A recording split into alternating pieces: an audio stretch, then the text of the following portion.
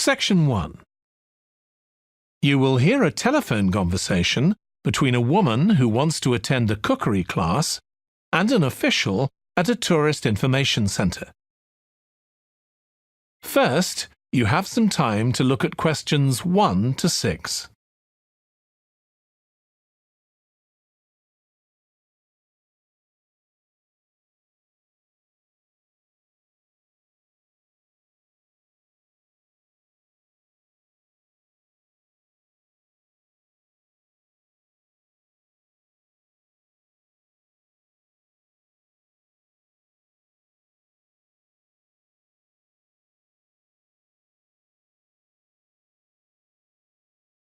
You will see that there is an example that has been done for you. On this occasion only, the conversation relating to this will be played first. Hello, Tourist Information Centre. Mike speaking. How can I help you? Oh, hi. I wanted to find out about cookery classes. I believe there are some one-day classes for tourists. Well, they're open to everyone, but tourists are always welcome. OK, let me give you some details of what's available. There are several classes. One very popular one is at the food studio. The first cooking class is at the food studio, so studio has been written in the space. Now we shall begin. You should answer the questions as you listen because you will not hear the recording a second time. Listen carefully and answer questions 1 to 6.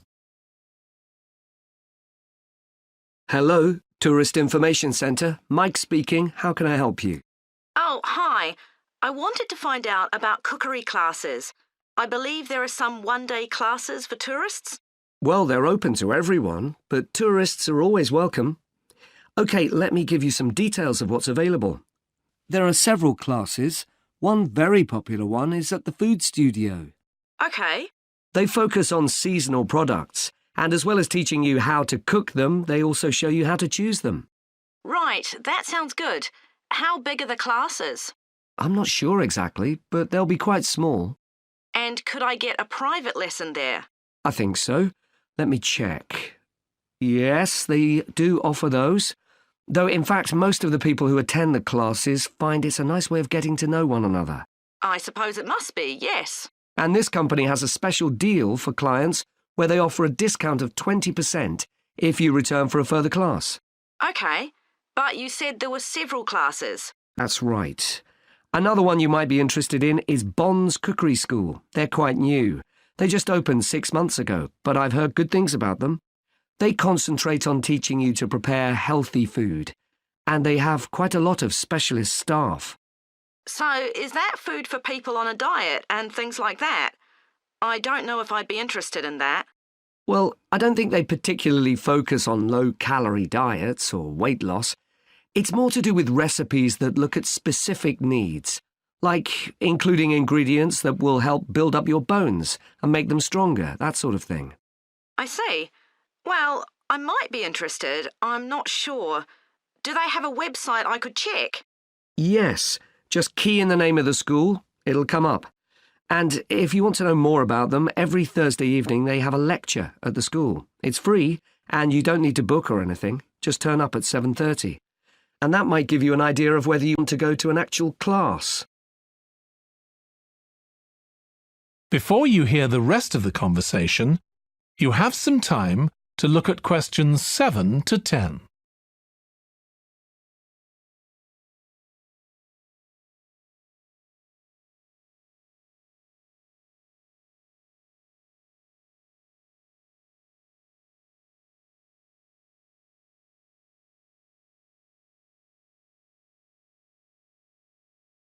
Now listen and answer questions 7 to 10. OK, there's one more place you might be interested in. That's got a rather strange name. It's called the Aretsa Centre. That's spelled A-R-R-E-T-S-A.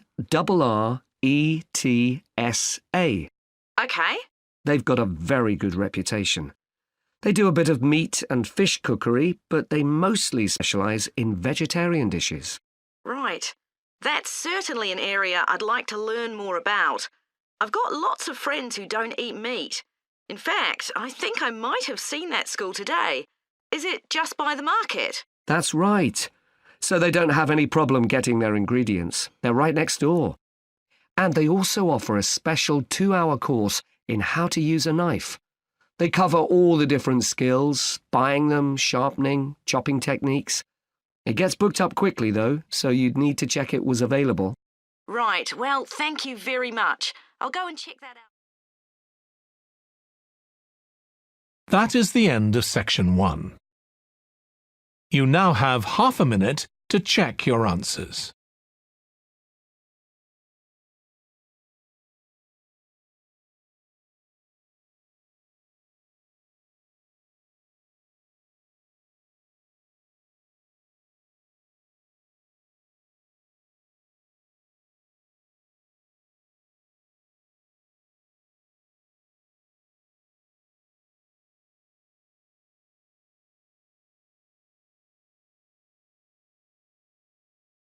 Now turn to section 2.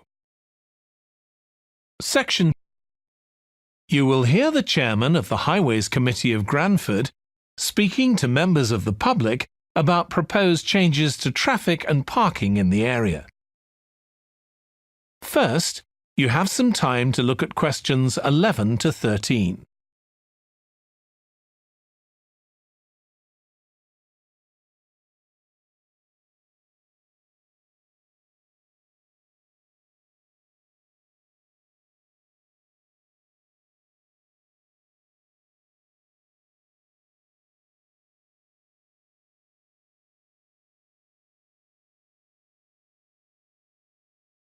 Now listen carefully and answer questions 11 to 13.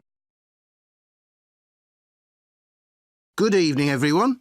My name's Phil Sutton, and I'm chairman of the Highways Committee.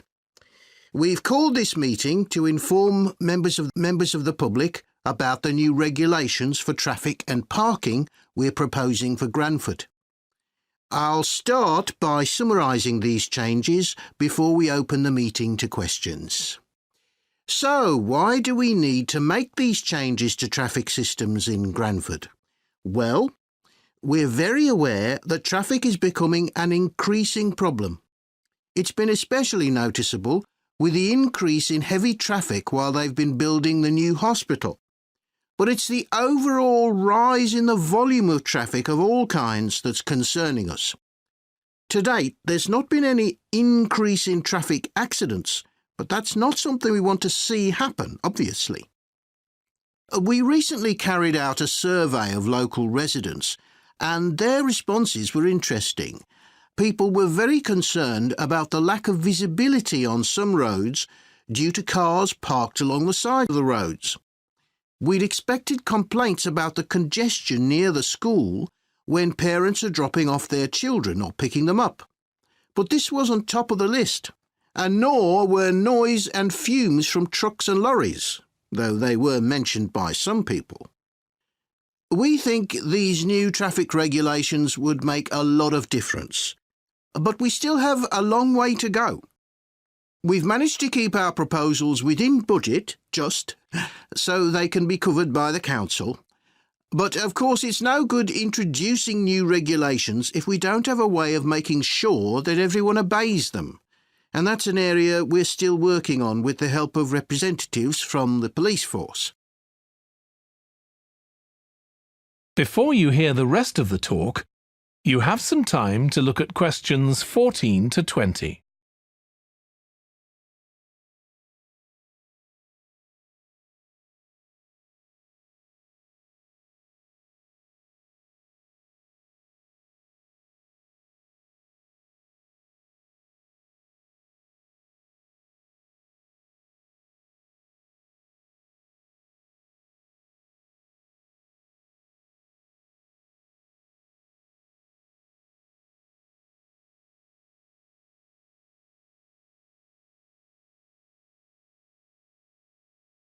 Now listen and answer questions 14 to 20. OK, so this slide shows a map of the central area of Granford with the High Street in the middle and School Road on the right.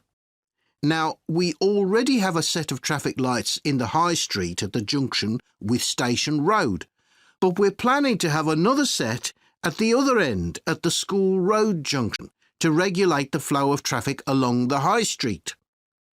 We've decided we definitely need a pedestrian crossing.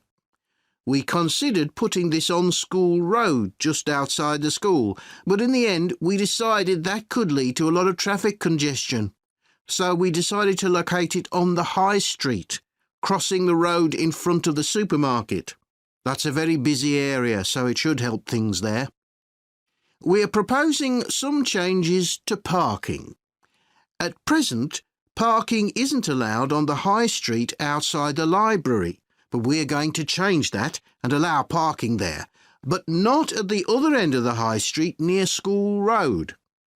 There'll be a new no parking sign on School Road just by the entrance to the school, forbidding parking for 25 metres.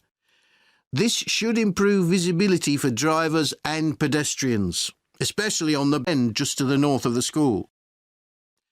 As far as disabled drivers are concerned, at present they have parking outside the supermarket, but lorries also use those spaces, so we've got 2 new disabled parking spaces on the side road up towards the bank. It's not ideal, but probably better than the present arrangement. We also plan to widen the pavement on School Road. We think we can manage to get an extra half metre on the bend just before you get to the school, on the same side of the road. Finally, we've introduced new restrictions on loading and unloading for the supermarket, so lorries will only be allowed to stop there before 8 a.m. That's the supermarket on School Road. We kept to the existing arrangements with the High Street supermarket. OK, so that's about it. Now, That is the end of section 2. You now have half a minute to check your answers.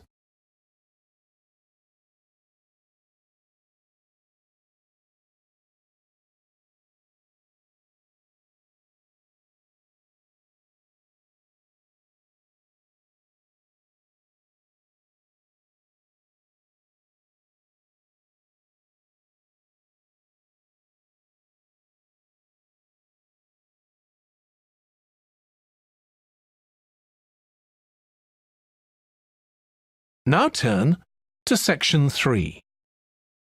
Section 3. You will hear 2 biology students called Emma and Jack discussing an experiment they are going to do together. First, you have some time to look at questions 21 to 25.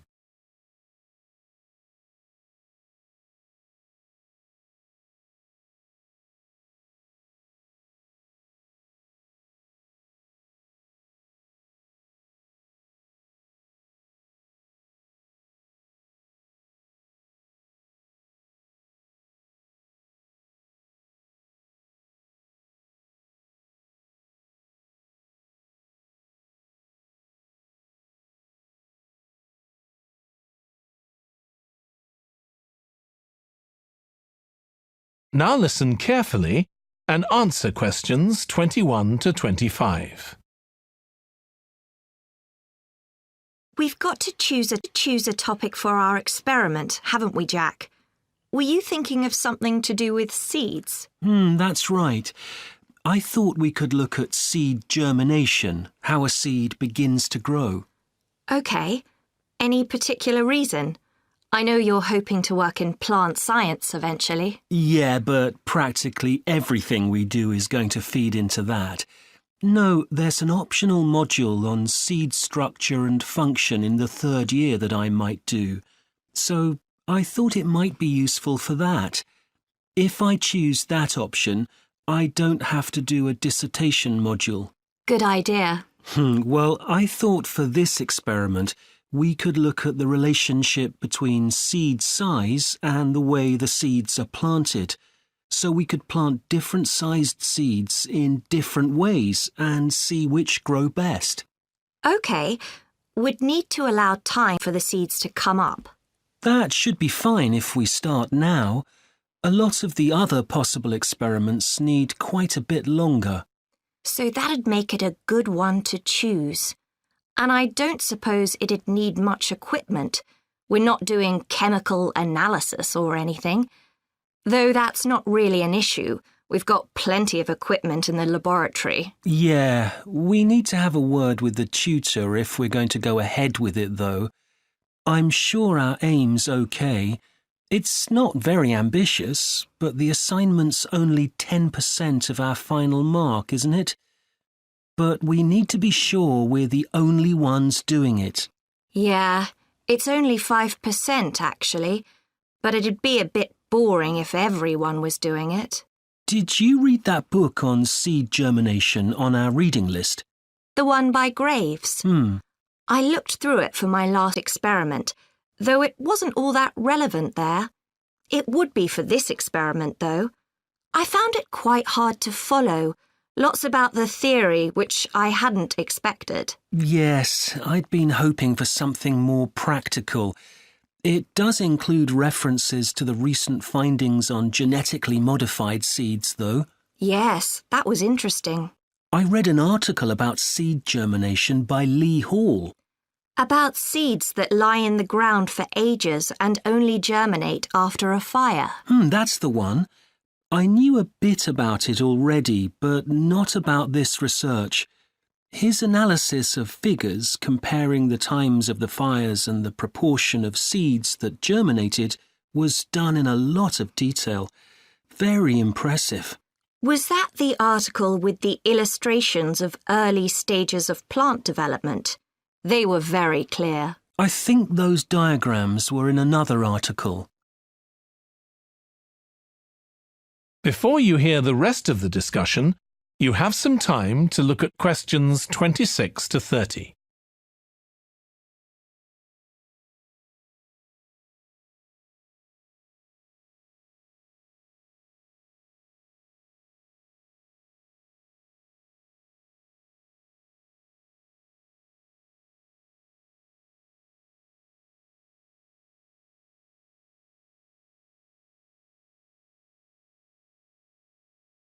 Now listen and answer questions 26 to 30.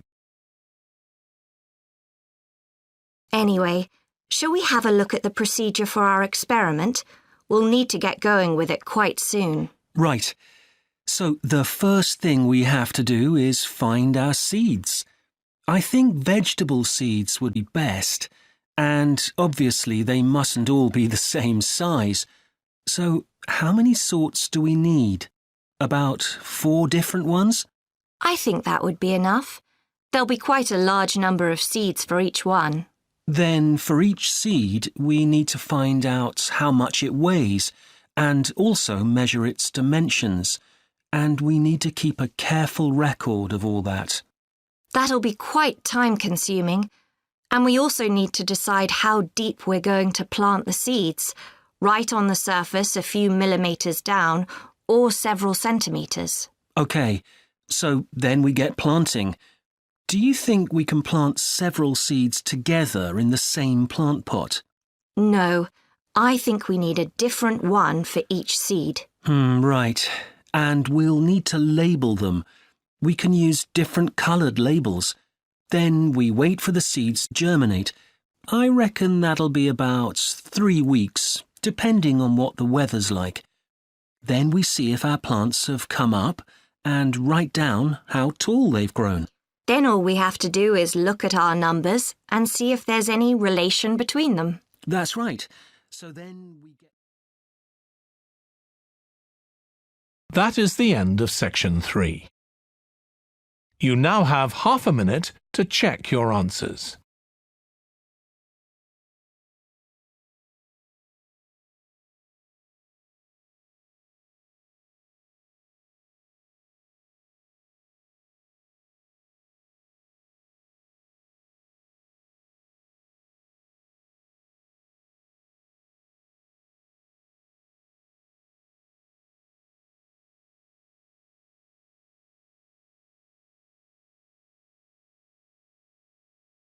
Now turn to Section 4.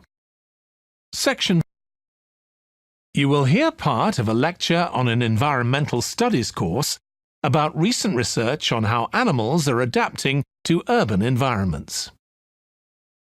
First, you have some time to look at questions 31 to 40.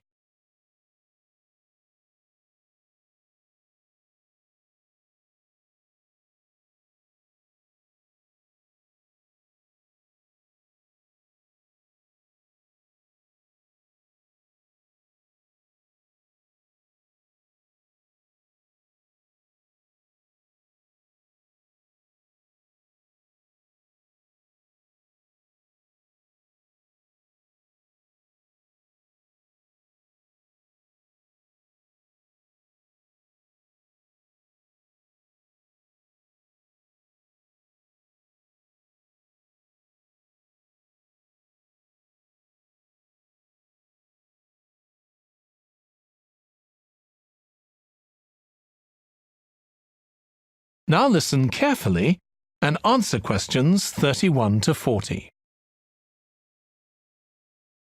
Hi. Today we're going to be looking at animals in urban environments, and I'm going to be telling you about some research on how they're affected by these environments. Now, in evolutionary terms, urban environments represent huge upheavals, the sorts of massive changes that usually happen over millions of years. And we used to think that only a few species could adapt to this new environment. One species which is well known as being highly adaptable is the crow, and there have been various studies about how they manage to learn new skills. Another successful species is the pigeon, because they're able to perch on ledges on the walls of city buildings, just like they once perched on cliffs by the sea. But, in fact, we're now finding that these early immigrants were just the start of a more general movement of animals into cities, and of adaptation by these animals to city life. And one thing that researchers are finding especially interesting is the speed with which they're doing this. We're not talking about gradual evolution here. These animals are changing fast. Let me tell you about some of the studies that have been carried out in this area. So, in the University of Minnesota, a biologist called Emily Snellrud and her colleagues looked at specimens of urbanized small mammals such as mice and gophers that had been collected in Minnesota and that are now kept in museums there. And she looked at specimens that had been collected over the last 100 years, which is a very short time in evolutionary terms. And she found that during that time, these small mammals had experienced a jump in brain size when compared to rural mammals. Now, we can't be sure this means they're more intelligent, but since the sizes of other parts of the body didn't change, it does suggest that something cognitive was going on. And Snellrud thinks that this change might reflect the cognitive demands of adjusting to city life, having to look in different places to find food, for example, and coping with a whole new set of dangers. Then over in Germany, at the Max Planck Institute, there's another biologist called Katharina Miranda, who's done some experiments with blackbirds living in urban and rural areas. And she's been looking not at their anatomy, but at their behavior. So, as you might expect, she's found that the urban blackbirds tend to be quite bold. They're prepared to face up to a lot of threats that would frighten away their country counterparts. But there's one type of situation that does seem to frighten the urban blackbirds, and that's anything new, anything they haven't experienced before. And if you think about it, that's quite sensible for a bird living in the city.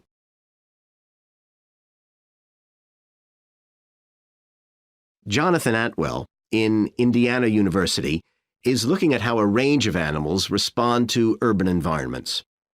He's found that when they're under stress, their endocrine systems react by reducing the amount of hormones such as corticosterone into their blood.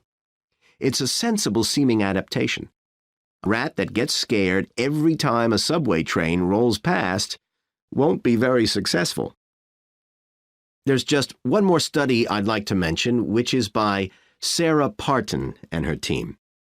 And they've been looking at how squirrels communicate in an urban environment, and they've found that a routine part of their communication is carried out by waving their tails. You do also see this in the country, but it's much more prevalent in cities, possibly because it's effective in a noisy environment. So, what are the long-term implications of this? One possibility is that we may see completely new species developing in cities. But on the other hand, it's possible that not all of these adaptations will be permanent. Once the animals got accustomed to its new environment, it may no longer need the features it's developed. So now we've had a look at adaptation. That is the end of section 4. You now have half a minute to check your answers.